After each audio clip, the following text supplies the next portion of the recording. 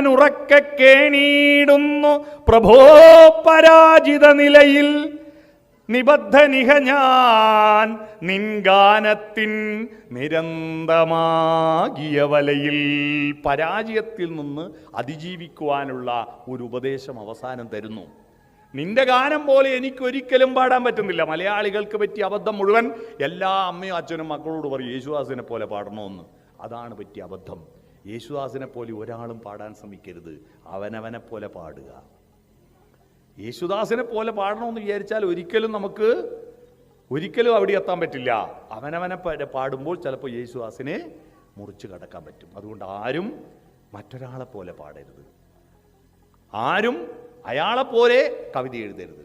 എല്ലാവരും അവനവനെ പോലെ. നിങ്ങൾ ഈ ഭൂമിയിൽ അയച്ചത് മറ്റൊരാൾക്കും ചെയ്യാനില്ലാത്ത ദൗത്യവുമായിട്ടാണ്. ഓരോ ജന്മവും ഓരോ പ്രതിഭാസവുമാണ്. അതുകൊണ്ടാണ് പ്രതിജന ഭിന്ന വിചിത്ര മാർഗികളായിട്ട് മനുഷ്യരെ സൃഷ്ടിച്ചത്. ഓരോ ആളും വ്യത്യസ്തരാ. കുമാരനാശാന്റെ വരികളാണ് പ്രതിജന ഭിന്ന വിചിത്ര മാർഗികൾ.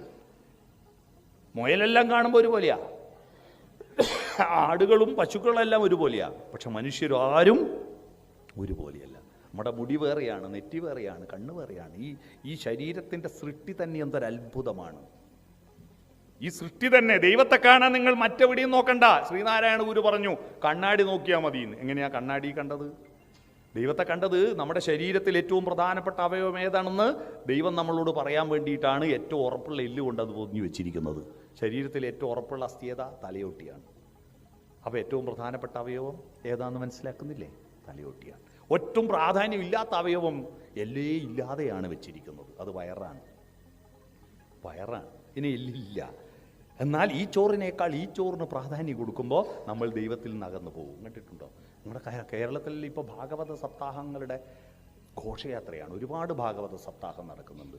പക്ഷെ അവിടെ ഭഗവാനെ പറ്റിയും അതിലെ തത്വശാസ്ത്രത്തെ പറ്റിയും അതിൻ്റെ ദർശനങ്ങളെ പറ്റിയൊക്കെ ഇങ്ങനെ വ്യാഖ്യാനിക്കും രാവിലെ മുതൽ ഒരാൾ.